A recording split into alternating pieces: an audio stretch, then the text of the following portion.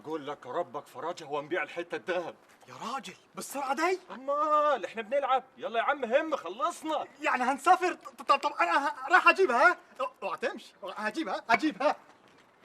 ياك اتخبلت يا احمد.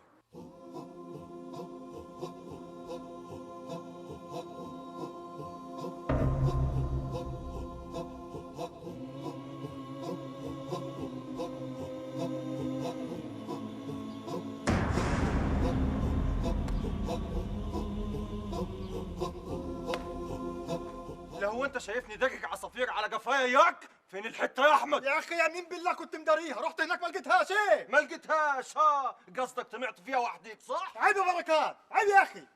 بقى بعد اللي بتعمله معايا ابيعك بردك. ما هي حاجه تخربط العقل. ايه الارض انشقت وبلعت. خلاص اديني فرصه اعرف الحكايه فيه ايه. والله انا اللي هعرف فيها ايه، ومش هسيبك يا احمد يا ضو، مش هسيبك. امال كنت فين؟ وشك احمر كده ليه؟ كنت بتتعارك؟ مالكيش صالح يا بت. واه ما عايزنيش اسال عليك، مش اخوي؟ لا ما تساليش، واصل فاهمه؟ واه دمك حامي قوي، صح قول مين اللي ضربك وانا اجيب لك حقك؟ يعني تعاركوا باليد يا منسي؟ لا باللسان، لسان كل واحد فيهم كان عايز قطعه. ما تعرفش كانوا بيقولوا ايه؟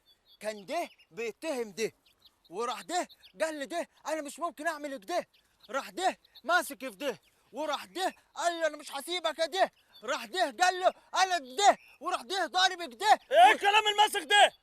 اقفل خشمك دي اللي احسن اقفله لك. ابا يا صالح، مش انت اللي سالت يا صالح؟